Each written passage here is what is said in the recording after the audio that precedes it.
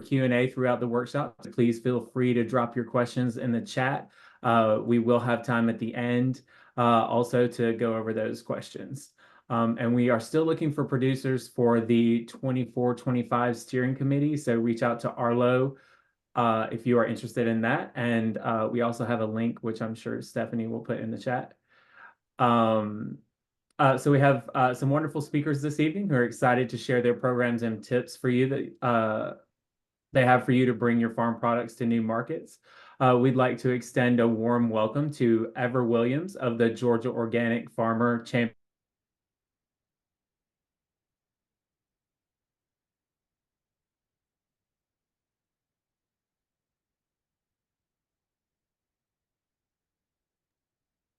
Not sure what happened there, but so Jacey dropped off. So we're just going to pass over to Ever to begin and hope that Jacey comes back. I know some storms have been rolling through.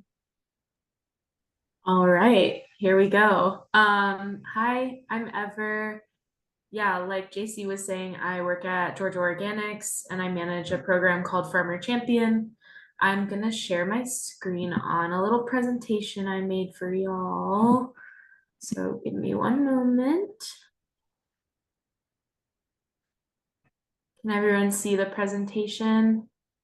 Great. Yeah, so I am excited to tell you a little bit more about Georgia Organics. Thank you for welcoming me as a non-Alabaman to this panel. I don't know if that's what y'all call yourselves, but I reside in East Point, which is just outside of Atlanta, and I've been with Georgia Organics for 5 years. If you're not familiar with Georgia Organics, we're a statewide nonprofit that focuses on farmer prosperity in a lot of different ways. We have a farmer services program that is teamed up by like 5 people now. It's grown a lot. And then a farm community collaborations, which focuses a lot on farm to school. And then I manage a program called Farmer Champion, and that's why I'm here today. So a Farmer Champion is a term that we coined through this local foods promotion program grant through the USDA back in 2019. And the whole point originally was to hold restaurants accountable to calling themselves farm to table. And the way that we developed that program, started by Lauren Cox, who's our director of farmer services now, is that we actually like get invoices from the people who want to be involved in our program, and then we compare their total food costs to their local food cost, and if they're sourcing at least 5% locally, then they are welcomed into our program. And that includes like sticker decals for the doors, digital directory inclusion, opportunity to participate in a variety of events. And that's specifically for food service community members like restaurants, bakeries, butcher shops, caterers, pop-ups, and more recently also early care and education centers and colleges and universities. And you know, the way that we collect data kind of depends on the group that we're working with, because their businesses and the ways that they procure all look different. But through the data, at least from the brick and mortars, like the restaurants, butcher shops, and also the caterers, we've had 56 unique people or unique businesses participate in the data collection since 2021. And we do two-week periods every year. So over 14 weeks since 2021, Farmer Champions spent over $1.1 million on local food, which is 36% of their combined total food costs. So I think that's an amazing indicator of how businesses are excited to support local food, and what like that the demand is there. So that obviously is focused on like the buyer side of it. We do also work directly with farmers by facilitating connections through networking events. If a grower reaches out to me wanting to move product, then I can typically connect them with our buyers if it feels like they are like ready for that and they could be selling consistently and have enough product. We also do some resource distribution focused on post-harvest, like scales, coolers, and wax boxes for bringing your products to different places. And then we also host farmer field days, kind of similar to craft. And through the farmer champion side of it, those are focused on like wash pack and post-harvest processes and business development and maybe even like crop planning. So there are some things that I've learned just through my experience working in this space for a while. And, you know, it's possible some of this information will be obvious or redundant, but given that we have a pretty mixed crowd with their experience and where they sell, I wanted to make sure I capture a lot. So if you're trying to sell beyond a farmer's market, which a farmer's market is a great place to sell, of course, but I also think a lot about like, how do we make our farmers, how do we encourage folks to be like really resilient? And part of that is accessing a variety of markets so that if one of your revenue streams is not existing or you're struggling to make the profit that you need, then you can focus on other revenue streams. So for the first step is like figuring out what even are the options. So one is restaurants and other, you know, food service community, like caterers, pop-ups, butcher shops. There's also places like grocery and retail. Mostly I've seen the local food being successful for that, you know, at smaller grocers, corner, you know, those like bougie corner store vibes. But that's my experience, like being a city dweller in Atlanta. I'm sure that there are lots of other awesome rural grocery stores that like to buy local food. Just admitting my, you know, cityness right now. There's also a lot of different types of aggregators. There's one in Atlanta called Fresh Harvest, and they kind of do a multi-farm CSA delivery, and they take on the responsibility of aggregating, and they really care about supporting the growers. I think that they also work with growers outside of Georgia. There's also the Common Market Southeast, which works with growers 250 miles from their warehouse in East Point, where I'm at, which includes most of Alabama. I checked. And they aggregate local food and sell them to institutions like schools, hospitals, corporate cafeterias. And they also are pretty supportive, you know, to advocate for the growers in the ways that they can. You can also work with institutions without going through an aggregator, like working with a school system or a hospital contract or, you know, a business that like a corporation. And then there's also grower and producer cooperatives, which are more self-managed, but they sell together, yeah, as an entity to all, you know, to a farmer's market or to all of these wholesale options. And I don't have time to get into the like benefits and costs of each of these different markets, but they each have their own pluses and minuses related to consistency, amount, like quantity and price point and hoops that you have to jump through. And if you want to kind of move beyond the farmer's market, I would recommend just starting small with one revenue stream that you want to add that you can really like get the hang on of before you add on another one, because I think small bites are really important in this line of work, especially as you expand your operation, because each thing comes with its own quirks. And that kind of relates to like the different considerations that you have to have when you're expanding. So for example, with daily and weekly flow, if you are selling only to a farmer's market right now, and that's like on a Saturday, then you would typically be, you know, harvesting and prepping for that on Thursday and Friday. But if you decide that you want to sell to a wholesale, like restaurants or an aggregator, a lot of them do their pickups on like Monday through Wednesday kind of time frame. And so you would need to send an availability list to those folks and have them get their orders in enough time so that you can harvest earlier in the week. And so then you're having more harvest days than if you are still selling at the farmer's market as well. And that would also determine, you know, how much time you need to spend in the wash pack room and like the ways in which you have to package your products too, because the variety of revenue streams dictate potentially like a difference in what they want for packaging. Like I know a lot of the school systems prefer greens to be washed and like chopped so that it's easier to be used. But you know, restaurants might not care about that, or they want like really tiny, as we used to call them, one of my friends, boutique-y leakies, like little tiny things that they can put on their cute little farm to table menus.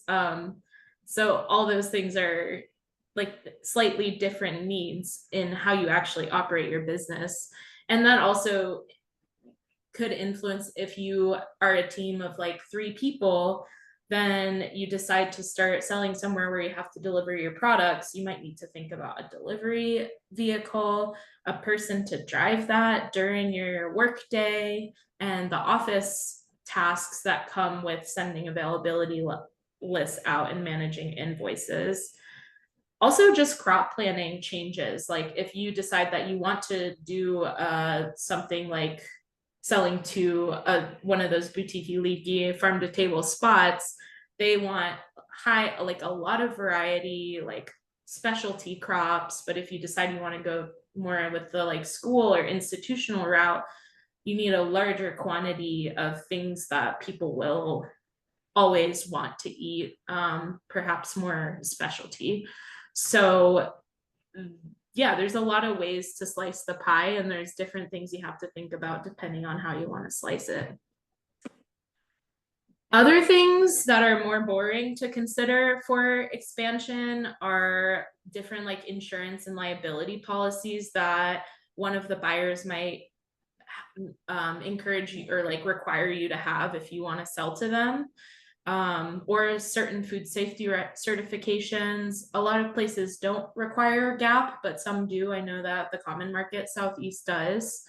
And then there's also, like I mentioned, administrative work, not only just like sending availability lists and things, but more labor, more invoices, and also just like marketing and storytelling is going to change if you are trying to access new markets, because whereas with farmers markets or maybe restaurants, you can kind of get away with just posting everything cute on Instagram, but an institution might need a different type of information to ensure that you would be like a consistent seller for them.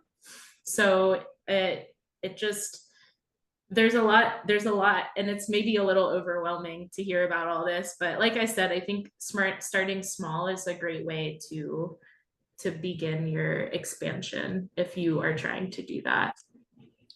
Just a couple more things. There are some policies that support procurement specific to Alabama. One is the Local Food Purchase Assistance Cooperative Agreement, which is administered by the USDA Agricultural Marketing Service. Specifically in Alabama, the Department of Agriculture is working with Feeding Alabama to aggregate and distribute local food.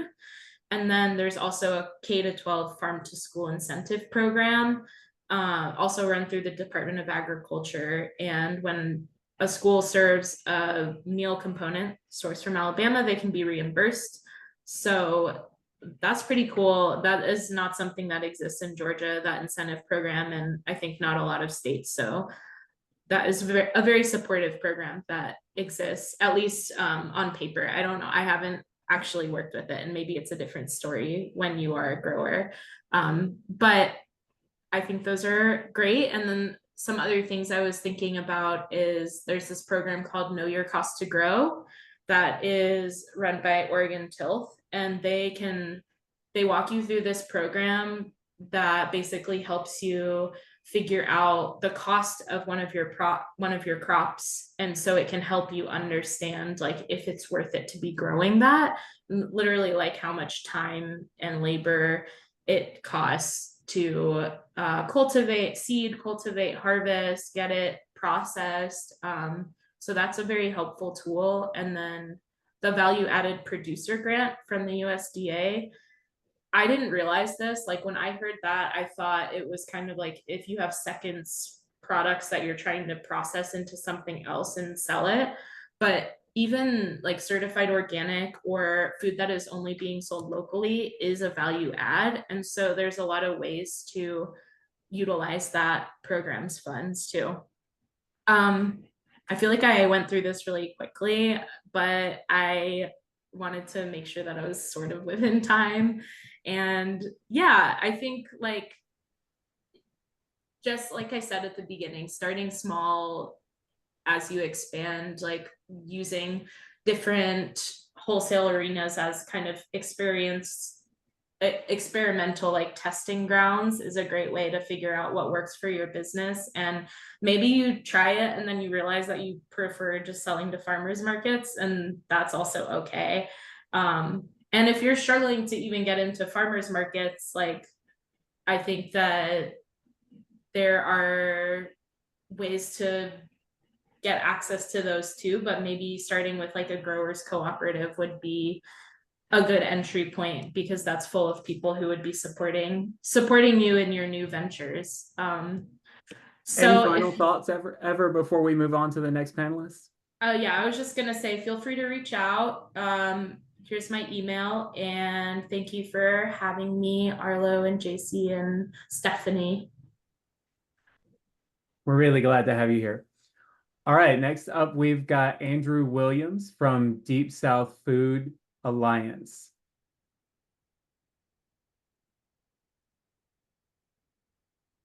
We can't hear you, Andrew. Still no sound.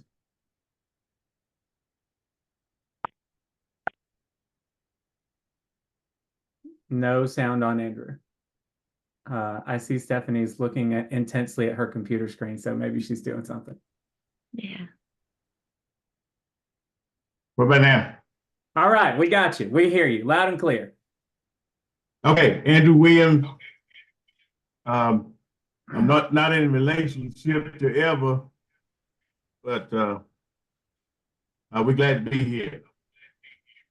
The Deep South Food Alliance was started back in 2013, and it kind of arrived from focal groups where primarily African American producers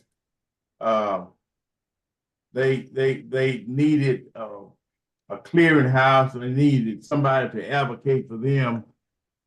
And we was retired from NRCS in 2009, and we weren't looking for anything to do, but they wanted us to step up to the plate and be able to advocate for them and help them. Can y'all hear me okay? Yeah, we can hear you loud and clear. Okay, good. And so we kind of listened to them, and they said that especially in the Alabama Black Belt, especially the west part, they were saying is that we can produce and everything, but we're having problems accessing markets. And so what we need is a place somewhere in the Black Belt where we can be able to drop our product off and be able to sell it and everything. And so we decided that maybe they were looking for a food hub. And we got together with the Marengo County Commission, and they bought a facility from the National Guard Army system, and we agreed to be able to create some employment opportunities and jobs and that kind of thing around food. And so we by default we was in the food hub business, and that was in 2013, and we've been rolling right along since then. And we did a lot of that because we had a passion for it, and because the farmers, especially African American farmers, had a need for that service. And so we kind of got that started.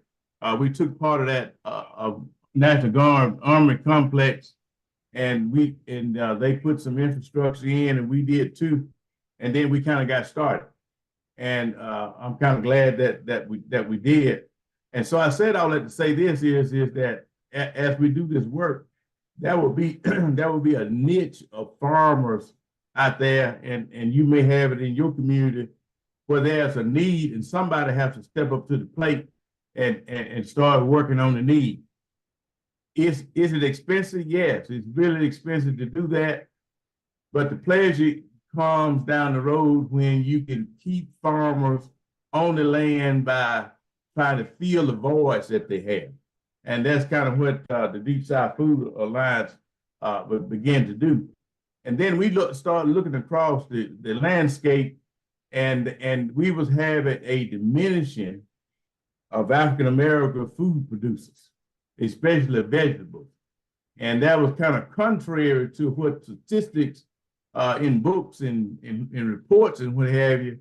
The reports and the books and everything kind of spoke to that we got African-American farmers all over the landscape.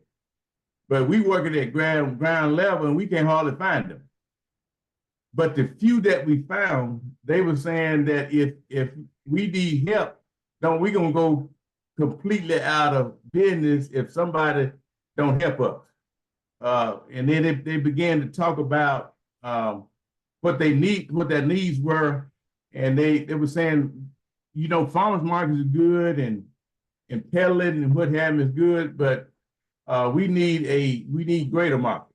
And so they wanted that's why the Deep South Food Alliance stepped up to the plate. So where we are now, we got a network of African-American farmers primarily across the Black Belt, and they are producing, and they have scaled up and what have you, and they are producing because we tried to meet the needs that they had.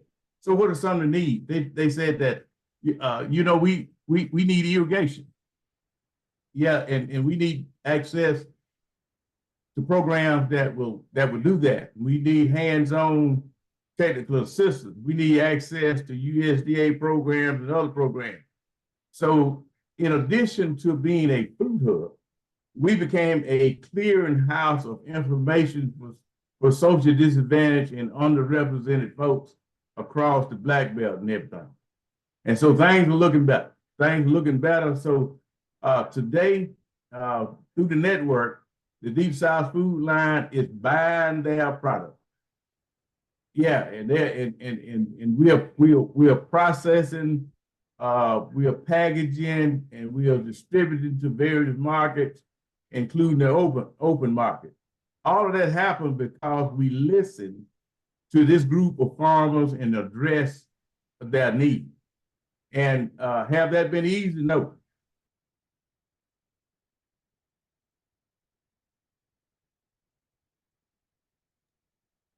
We lost him. Wow. Oh, maybe he's back. There you are. There we are. We've got a jumpy Zoom today. Hey, Andrew, we lost you for a moment. You're on mute though.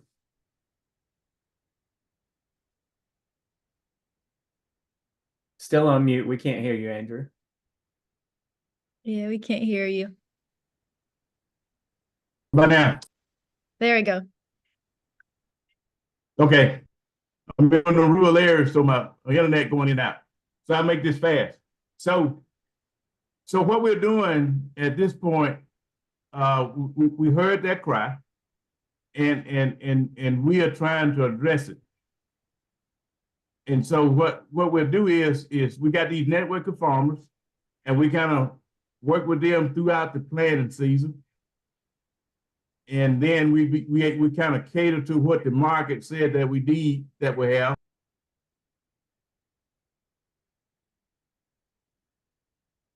Oh no. We lost him again. Yep. We'll wait just a second to see if he comes back.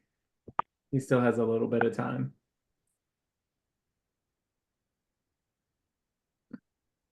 He was great so far. I thought his message was great. listening to the people, give them what they need, then it works better. I mean, I think that's a universally applicable. Okay, what about now? We can hear you again. Yeah. Okay, so I'm about done with that. But if at the end I can answer any questions that you might have, but we got a long way to go, but we're on our way. Thank you, Andrew. Okay.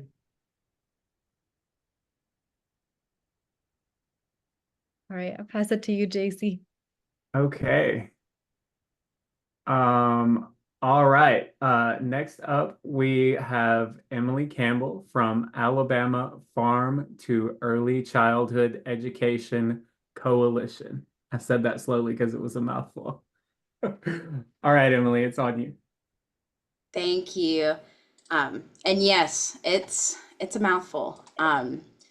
We try to shorten it, but yeah, we got a lot of words. Can y'all all see my screen? Okay, awesome. Well, good evening, everybody. My name is Emily Campbell, and I'm a member of the Alabama Farm to Early Childhood or Early Care and Education Coalition. We shorten it and call it the Alabama Farm to ECE Coalition. I work at the Alabama Partnership for Children under a program called Healthy Kids, Healthy Future, where we focus on everything related to child health for children birth to 5. And one of those is farm to early care and education. So I'm going to be sharing a little bit with y'all about what we do and what we offer. So first, I'll talk about what exactly is farm to early care and education. So some of y'all might be familiar with farm to school or with the farm to school program, and it's very, very similar to farm to school, but for children in child care programs. So this is reaching children before they get to kindergarten. So farm to ECE is a strategy and a set of activities that increase gardening opportunities, access to healthy local foods, and food and agriculture education. And this is specifically for children ages birth to 5. So this includes children attending child care centers, family child care homes, pre-K classrooms, which can be, on their own in a child care program or within a school system, and Head Start programs as well. I'll mention too, I've got tons of pictures throughout this, and these are all participants that work with us. These are all childcare programs throughout Alabama that we get to work with. So these are just the core elements of Farm to ECE. We do a lot of work in gardens, so we help with building and expanding gardens within childcare programs. Another big component is education. So we teach childcare programs about sourcing local foods, talking about food within the classroom, talking about nutrition in the classroom, and all the things that come with teaching about food and farming. And then the other big core element of Farm to ECE, and probably the most important out of all of them, is procurement. So we talk a lot about how to source local foods, especially within the areas around them. So we spend a lot of time with childcare programs showing them how to go to find their, their local farmers market, or how to find, how to get signed up for a CSA program. And luckily we have a lot of great partners and a lot of great resources throughout the state that help make it easier for us. So I'll talk a little bit about the why we do Farm to ECE and why Farm to School and Farm to ECE is so important. So in the United States, 3 in 5 children spend time in care outside of their home.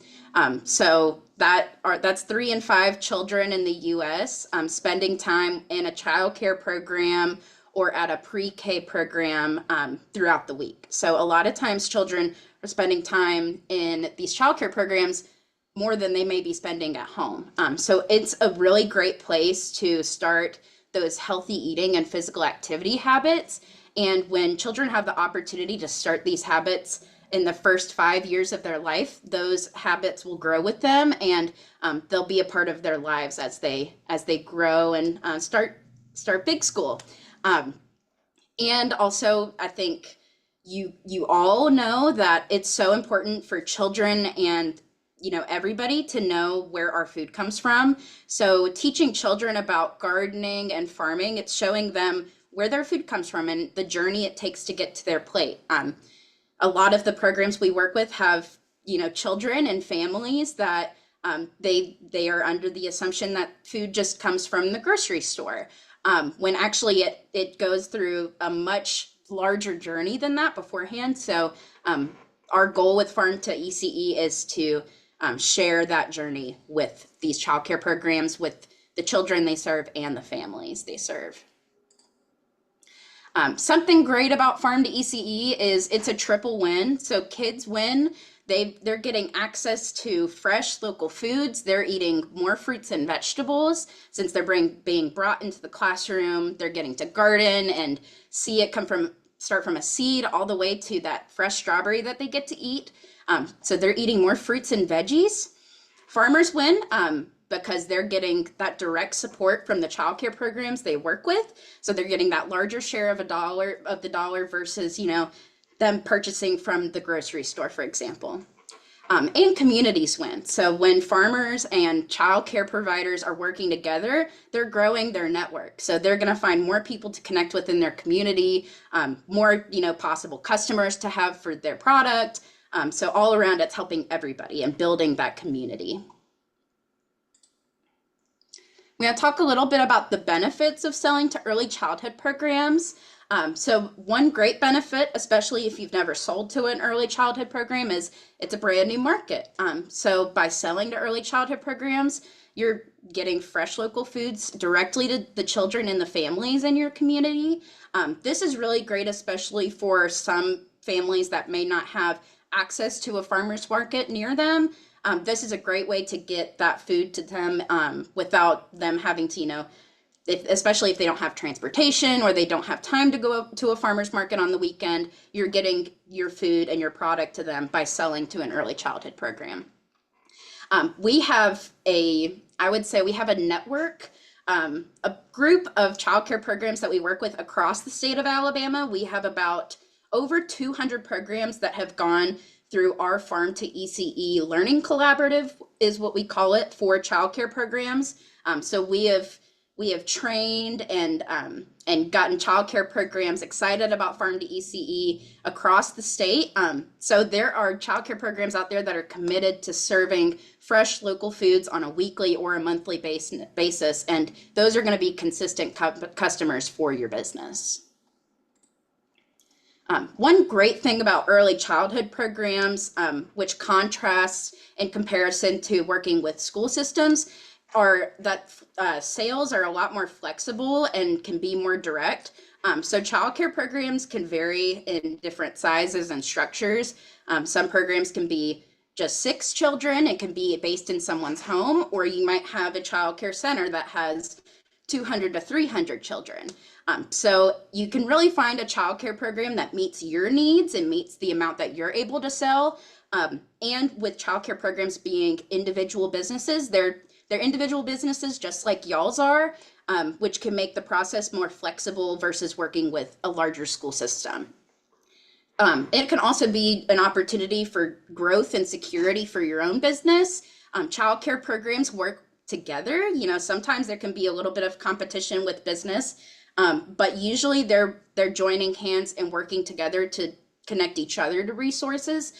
So starting with one early childhood program could really open you up to connecting to an entire network of programs that can, buy from you and buy from your business. And also something that might be misunderstood about selling to early care and education programs is GAP certifications are not a requirement for sales.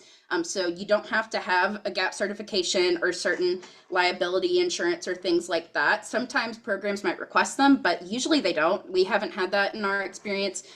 So you don't have to have that extra step, which can be a barrier for some farmers. And then, like we talked about earlier, it's a great way to connect to the community. You're finding ways to support your business. As you often hear, many hands make light work. especially when you're working with programs. They can even help with, they can do a field trip and come to your farm and come help for the day. Or, you can visit their classroom and share more about what you do. So you're getting to support each other and connect further with your community. So I'll talk briefly about just different ways you can sell to ECE programs. So you can sell directly by reaching out to a program at farmers markets, and through CSAs are also great options. And there are also some indirect ways, so through meal providers, so you can work with caterers or large-scale meal service, which usually larger child care centers will work with, through food hubs at some local grocery stores, and then much larger programs might use broadline distributors. These are just a couple of considerations that I'll go through quickly. I talked a little bit about purchasing volume. So home-based programs usually range from 6 to 12 children within the program. And there are some small centers that kind of are in that range as well.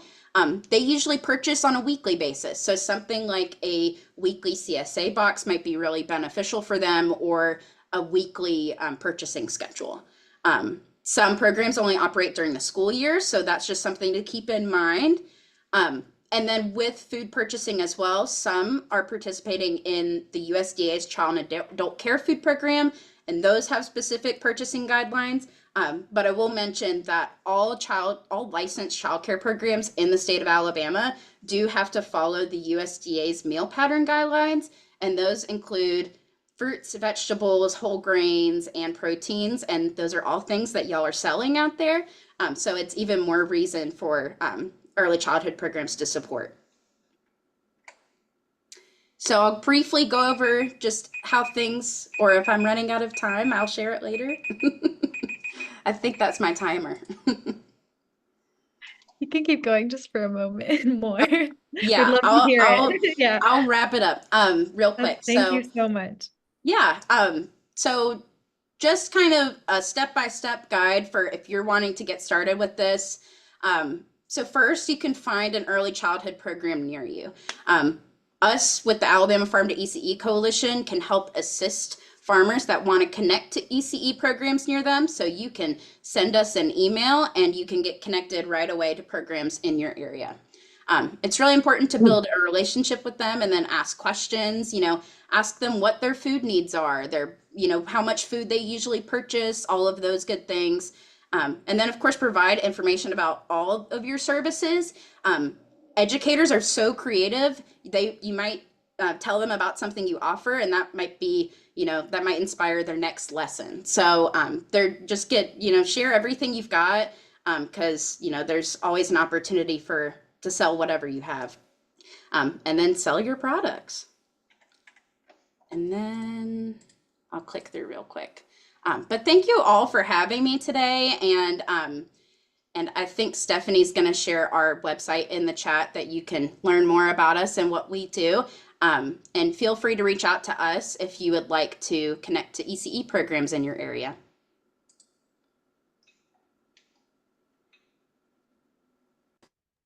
Thank you, Emily. That was a great, very informative presentation. Thank you for being here with us today.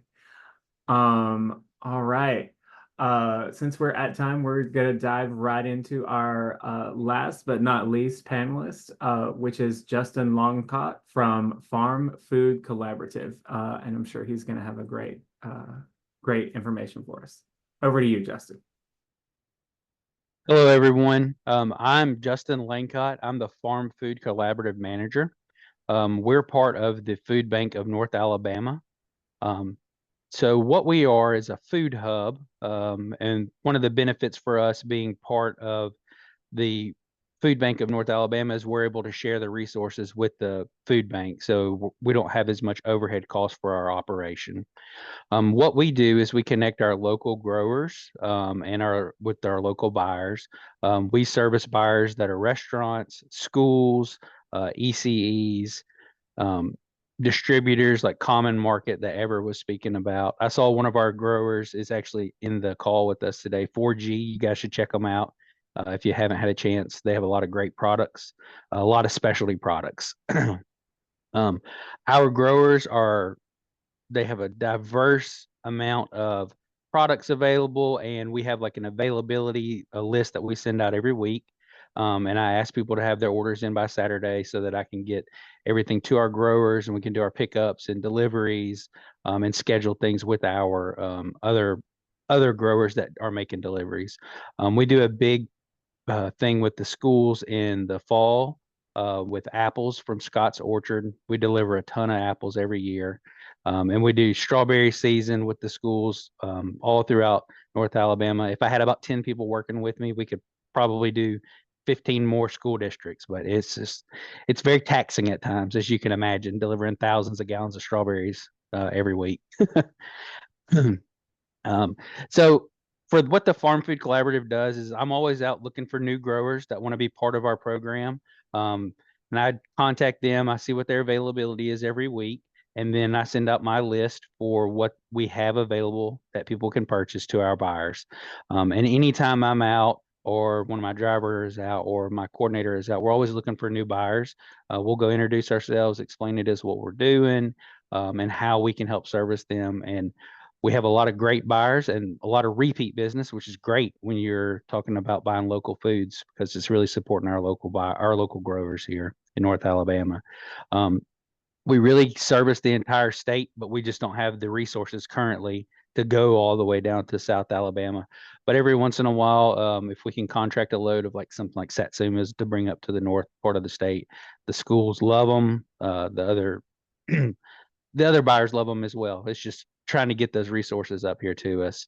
We're based out of Huntsville, but we do go down to Birmingham once a week, and we have a grower that lives in Thorsby that we go to just about every week for products that they offer. And they're a CSA, and anything extra, that's what we get from them. We offer to our customers.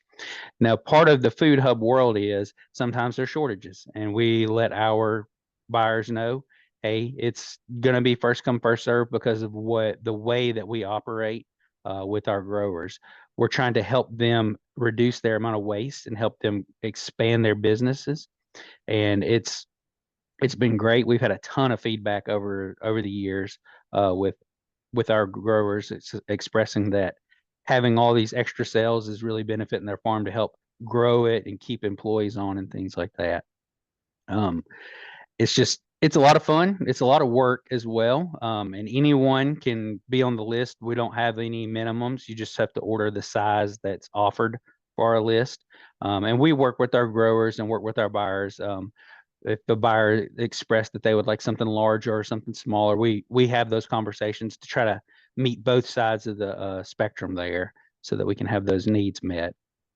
We also do, if there's like some specialty thing someone's looking for, we're always talking to growers during planning to say, hey, people are really asking about this product. If there's something you can grow that would be equal to this. So we have a lot of conversations about that throughout the year. A big part of my job is also education to our buyers, because there's an expectation for being able to get any produce they want, like they would be from a large distributor. And we have to explain to them that it's locally produced produce. So avocados don't grow in North Alabama or South Alabama for that matter. But it's just one of those things that over time, we're seeing people become more receptive to that. And they stay really focused on what's coming and what is available. So we're able to service them really well with that. And there's always people asking about heirlooms or when are watermelons coming. And so those are things that part of my job is to educate people on that part as well. But also working with our growers to say, hey, if you can get into this earlier market, or maybe the later market is the one you need to be in, that's a big thing as well. And we have our growers, we have growers that participate in the LFPA that Ever was talking about a few minutes ago. That's not something that I deal with directly, but my growers do participate in the LFPA program, and every one of them that has done it they're just over the moon with it. They love it. And the school to ECE, or the farm to ECE, that's a big thing for us. I've got several ECEs that buy from us every week, and the only time they don't buy is when they are not in session. for whatever reason, if they're out for a holiday or something. We love going there. The kids are so excited when we bring in the fresh produce. The people working there, they're always thrilled to see what we've got because it's always changing. And that's the nice thing about the local produce is things change constantly throughout the growing season. We have a lot of variety from fruit and vegetables, and that's a really nice benefit as well because we're not just squash, zucchini, and tomatoes, and then whatever random fruit we have. Yeah. And if anybody has any questions, I'll be glad to answer them. That's kind of a good summary for what we do. The farm food, we do a lot of paperwork for the growers to help them be growers and not have to be paperwork pushers.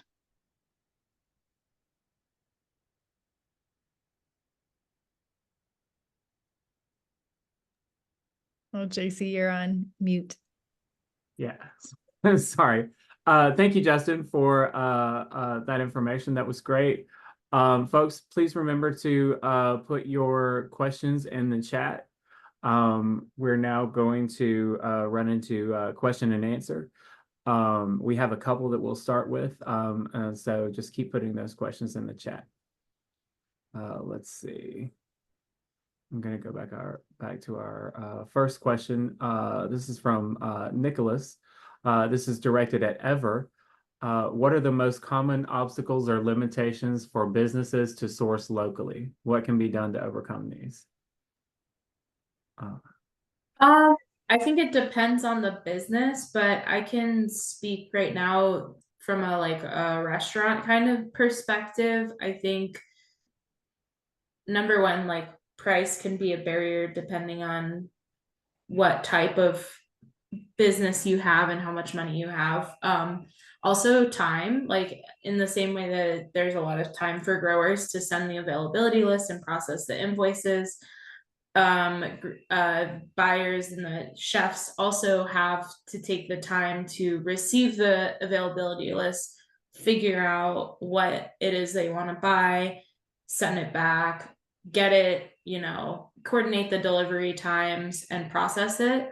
So, there are some restaurants that I work with who are sourcing 11 direct to farm relationships right at the same time, and that the people who are doing that have been in a business for a while, or they've built their entire model around local sourcing, and so they have the time built into their business to manage that. But I think that time is a huge thing, and then also just connections and relationship building, because I think for growers and buyers, building that relationship and forming trust is really an essential part of cultivating the type of relationship that you want to have. And I think on both parts, a level of consistency needs to be there in order for it to work. Because if you're a restaurant who does a one-time buy and then you never buy again,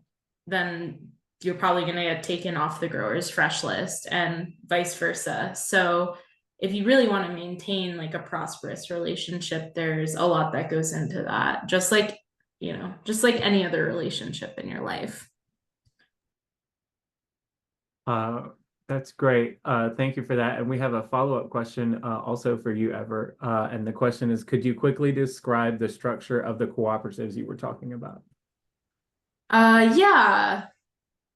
Well, yeah. So the one that I'm most familiar with is the West Georgia Farm Growers Cooperative, and they work they've been around for so long, so I feel like their structure is just so institutionalized that I don't even know that much about how it works, but I do know that they I see them on the invoices on the other side a lot, that they sell. But there's also another one called the Middle Georgia Growers Cooperative, and one farm, Rag and Frass, they manage that cooperative relationship on their property because they actually have a little bit more capacity than other folks in the region, and space too. So they the other growers will bring their items, and then someone who helps out at Rag and Frass and lives on the farm will represent them at a farmer's market, or I don't know how much restaurant selling they're doing. But I think it kind of depends on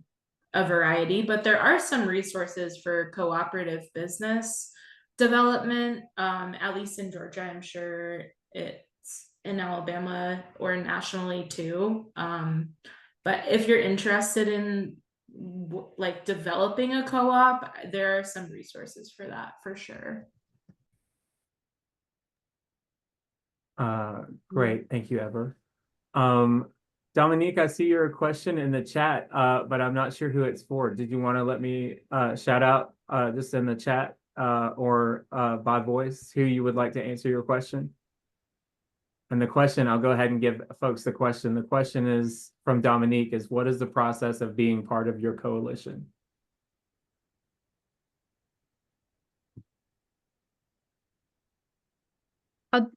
I'll just jump into while Dominique is responding. I'd be curious to hear this from Andrew as well. Maybe you could start us off, Andrew. How can someone join the Deep South Food Alliance, and what are the requirements to doing so? We can't hear you, Andrew. Can't hear you. No sound.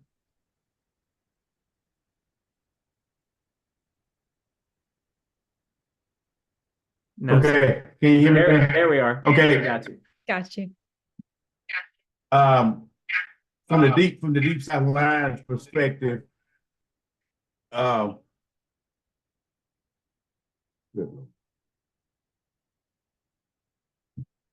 okay. From the Deep South Food Alliance perspective, as we talked about, we emerged because of advocacy as it relates to African American food producers, and so anybody can join the coalition, but it kind of feeds on other African American food producers. But from a Deep South food perspective, we will accept and work with whoever. But our mission is to make sure that we address the underserved African American and other underserved producers that have a need of what we're doing. And so that's what we are. But Arlo and I talk about all the time is that we need to cross-pollinate our services and our advocacy and all of that. So we don't have no boundaries. We just have to cater to the mission of who brought us to the dance and everything. Thanks, Andrew. And I guess we'll turn it over to you, Justin, about how to join your coalition. Yeah, to join the Farm Food Collaborative, it's really simple. You just reach out to me. I'll talk to you for a little bit. I like to do a farm visit before we put a new grower on the list, just so we can see what's going on the farm. And that way, if anyone ever has any question about something they purchase, I can stand up for the grower and say, I've seen their practices. I know what's going on out there. But if there's an issue, we'll definitely would talk and resolve it, just so that we would be anything that could be of concern. That would be something we would discuss. But it's very simple, and it's I mean, I just talked to somebody on my way home from work today that was interested in joining, and I told them, send me a little bit of information and I'll set up a time to come visit your farm and we can get you on the list. Great, thank you. All right, sorry, friends. Sorry about that. Can you speak to, this is for any panelists, can you talk about risk management in diversifying markets? Ever, you spoke a little bit about this, and just like how to make those moves as you branch out into new markets and how to do it, carefully.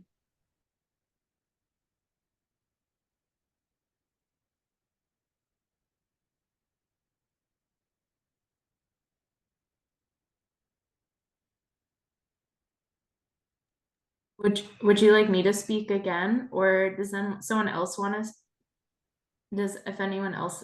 No one else has jumped up, so you go ahead. Okay. Yeah, that sounds good. I saw Andrew moving on it too, so maybe Andrew, you could speak next about what's worked for the farmers in your network. Yeah, I think, like I was saying, I just think risk management, the more you diversify slowly, the like more risk management that you're kind of building into your business. And I also think that not being afraid to ask for support from organizations, like on federal and from local to federal level, is also a really great way to manage risk, because unfortunately, like the way that our country's agriculture system is set up, like the choices that you're making by doing small agriculture is unfortunately risky, because there's not the same type of support, but there is support out there. If you know where to look and you're not afraid to like kind of put your ego away a little bit and like ask for that. So yeah, I think doing it, and also just taking your time with everything, and as much as you're able to. Like obviously there's a balance between taking your time and making the profit that you need to, and it's a lot easier said than done. But I also think that if you want to do it well, expand and manage your risk, then you have to know about the risks that you're taking, and that takes time and experimentation. So yeah, that's what I can say. Thanks, Ever. Andrew, you're still on mute.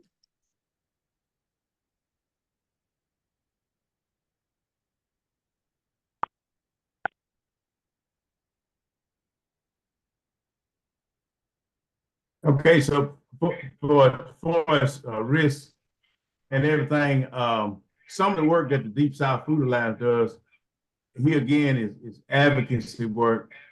And many agencies and institutions are falling short of meeting the needs of the underserved.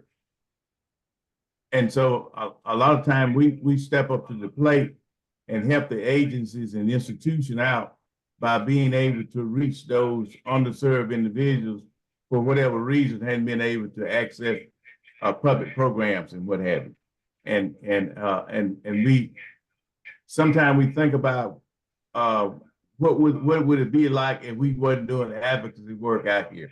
If there'd be a lot of landowners that wouldn't get service, maybe, and everything, and we're finding we'll never finish that work. So the risk is that having the landowners to trust you and trust the program and trust the service providers and be able to hold hands and make things happen. Yeah, and so it all boils down to whether or not you have a passion for those that need the services. So it certainly is a risk, but if you tell the truth and build a relationship, that mends all fences. That you know, where equity is a problem. Yeah. Appreciate that. Both speaking to having support in navigating these systems, so you're not doing it alone. So either it being a fellow farmer or a service provider. Jacey, do you have our next question for us? I do. This question is for Emily. And the question is, how are the school gardens run with a farm to ECE?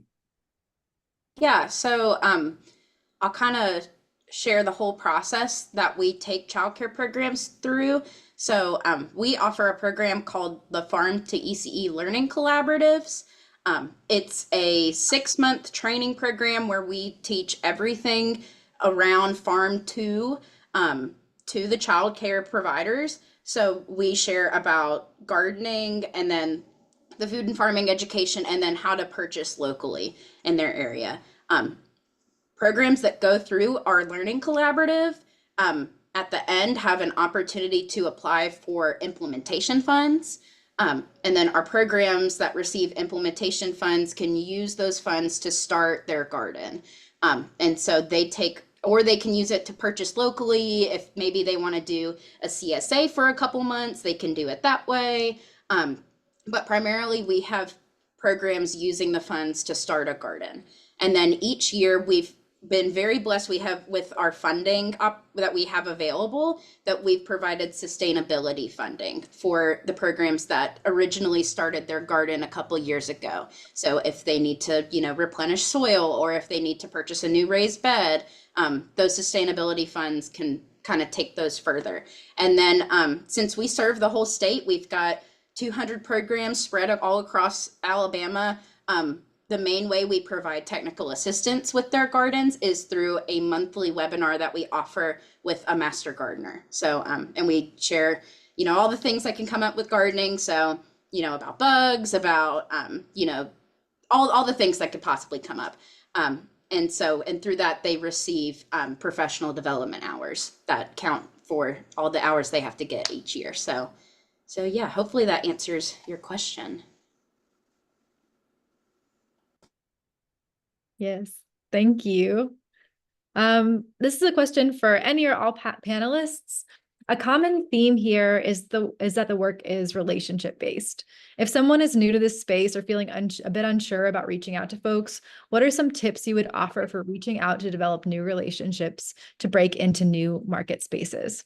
Thinking about your own experiences, what has worked well in getting through to you or others in your network?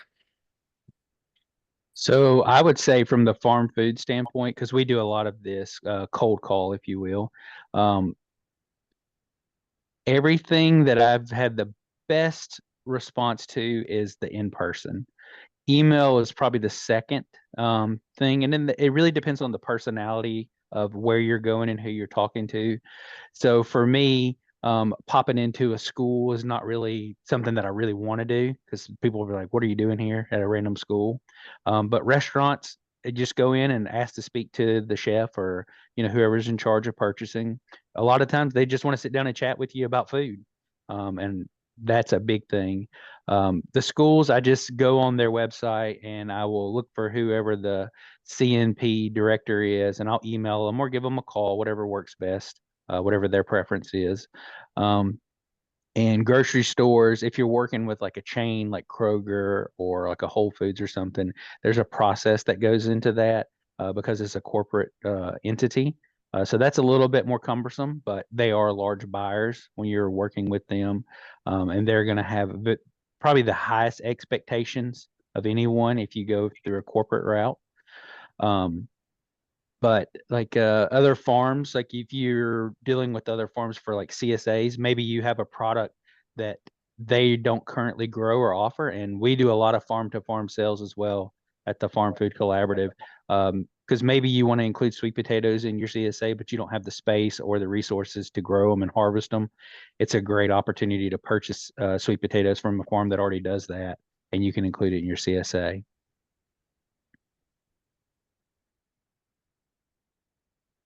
Thank you, Justin. Does anyone else want to speak to that? That's very helpful. Jacey, do you want to ask the next question? I will. This question is for Emily, and the question is. Sorry. I'll just before that goes. Go for it. Say, don't be afraid to be persistent. I work with chefs a lot, and they're really bad at communication sometimes. So yeah, just follow up like a bunch of times if you need to, and they'll usually eventually get back to you and are excited to talk to you. And same with other organizations. Just don't be afraid to reach back out. They're probably just forgot to respond. It's very, very helpful. Great reminder. Hey, to echo that point as well, yeah, reach out to chefs a lot. Sometimes we've reached out for a year, 2 years, and then finally they'll come back around and say, hey, are you guys still selling this stuff? And well, yeah, kinda. It's been a couple of years. They also, if you kind of look at the restaurant, if they're really active on social media, that's a great place to reach out to them. We've seen a direct relation to 4G reaching out to people for different chefs, and then they contact us because 4G's directing them to the Farm Food Collaborative. So I would say if you see a restaurant that you're interested in working in, that could be a great avenue to get in touch with them. That's great. Any further thoughts on that before we go to the next question? All right, Emily, this is for Emily from Dominique. The question is, have you worked with any corporately run early education programs? If so, what obstacles have you faced? So we haven't worked with many corporate owned or corporate ran early education programs. I could probably only think of one or two that we've worked with previously, and we haven't faced really many barriers with that. We do work with some Head Start programs, and some of those also kind of can occasionally have different regulations and different standards they may have to follow. And what's really great about our coalition is we have a big group of all types of partners from all different backgrounds. So usually if we have any obstacle we need to address, we usually bring it to one of our partners to help us with it. But usually what we recommend doing is for maybe some programs that might have limitations in terms of purchasing locally. Usually they can arrange something with their, like, let's say a corporate, usually your corporate ran early education programs are very large programs that serve, 200 to 300 children. So those are usually programs that are going to be working with a large distributor. A lot of childcare programs that use distributors, I cannot talk today, can actually write within their contract with their distributor that they have a preference for local food purchasing or locally grown foods. So that's something we recommend to childcare programs that they do. We also recommend that they have it in their policy. And if they are a corporate ran early education program, at least many of the ones that we've seen are accredited programs, and locally purchasing foods, fruits and vegetables, those are things that they're encouraging in their classrooms. So we haven't faced many obstacles, but I think we're ready to face them if we ever come across them. I hope that answers your question. That's great information, Emily. Thank you for that answer. Do you want to go ahead with the next question, Arlo? Yeah. I was wondering if y'all have a resource for product list templates or certain ways of formatting your product list that really works.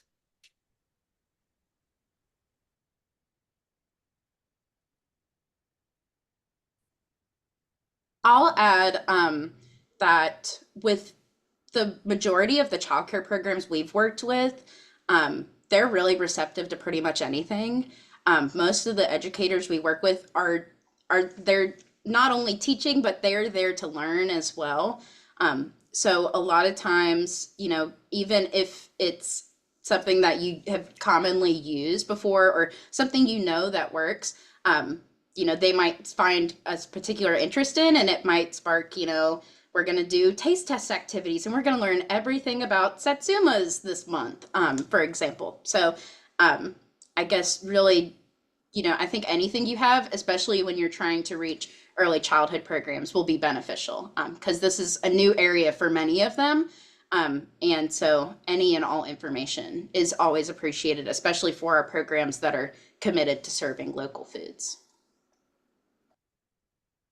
And yeah, I think go ahead. like echoing that, whatever you do, just do it consistently and like share all the information that you want, including not being afraid to have like a delivery fee associated with it, because it is also like time and money and gas to drive your products around.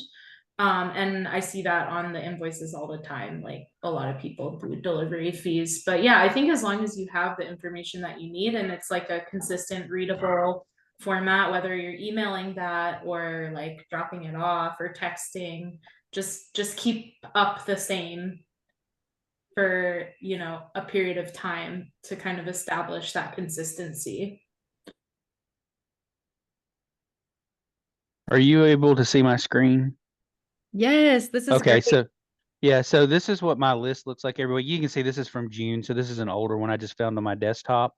So anytime I get a new grower or producer, I always highlight them, like their name, And every time we have some new product or something come on there, I like to highlight a new product or a couple of them, because I can't always do everything, because sometimes people have 10 or 15 items, and if I highlight everything, then all of it's lost in there.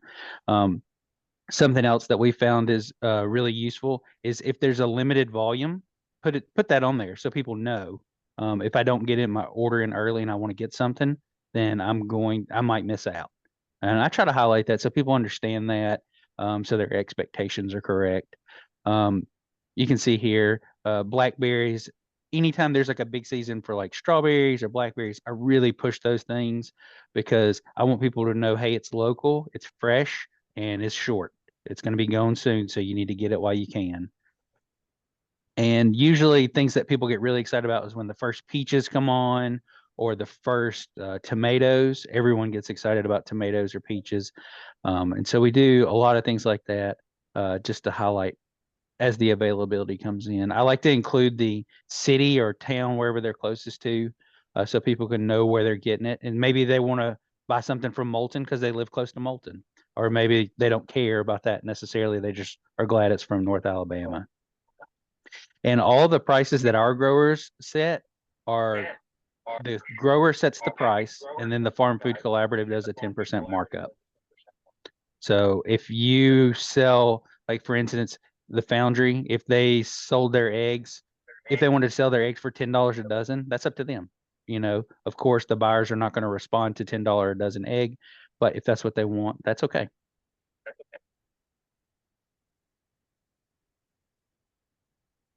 Thanks, Justin. It's also helpful to think about where this list will go to. I mean, in response to what Emily shared, this education piece that would be a part of an order sheet that you're maybe giving to an ECE. So being able to, you know, I saw purslane on Justin's list. What is purslane? Explaining that taste, maybe having a picture of it.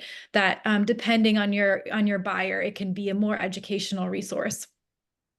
Especially in restaurants, I think also appreciate that too, if you don't have Justin there explaining it to the buyer.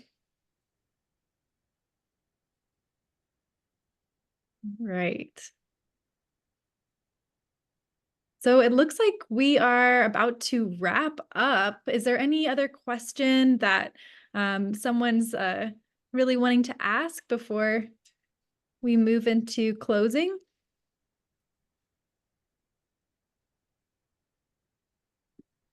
Okay, well, we're still so excited to be gathering as ASAN. We haven't actually done a virtual workshop in a while. Usually we're on farm in person. So if you'd like to come off camera, we're going to do a little group photo.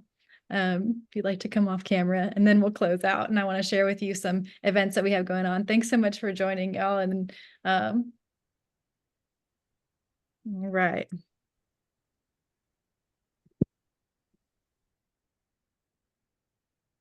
And if you don't want to be on camera, then don't turn your camera on. There we go. Oh, look. Hey, everybody. Okay. On the count of 3, say market access. 1, 2, 3. Yay. Y'all looked great. That was awesome. Okay, I'm just going to pull my slides up, and just so you can see what we've got going on with ASAN for the next few months.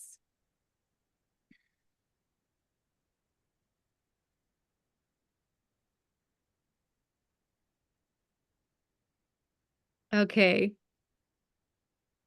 So got some upcoming events with ASAN at the end of the month.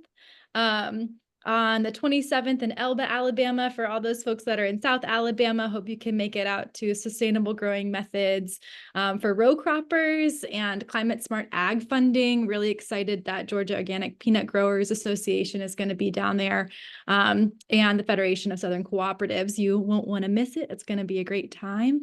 And there are a couple of folks that are on this call that are participating farmers with our event Graze, which is on the 8th of September.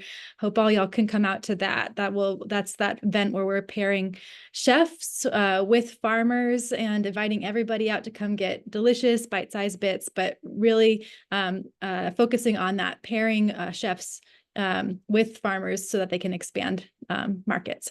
And then we're going to have a food and farm forum again this year in January. So just get ready for it. It's going to be in person, face to face. We'll see each other. So really excited about that. Yeah, so just want to encourage you to become a member of ASAN if you're not already. And then I just want to give a bunch of love to all of our panelists. Thank you so much for joining today. You had so much to share that really helped us all out. And it was a great way to spend a Thursday afternoon. So thank you all. Here's information on how to join. Please give love in the chat, say thank you, write down their contact information. Thanks. Y'all have a great night. And if you want to stay on in chat, we'll just, you can come off mute and we'll just talk. So.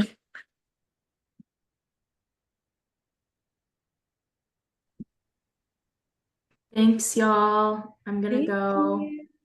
Thank Have you. a nice night. Thank y'all. Y'all nailed it. It was great.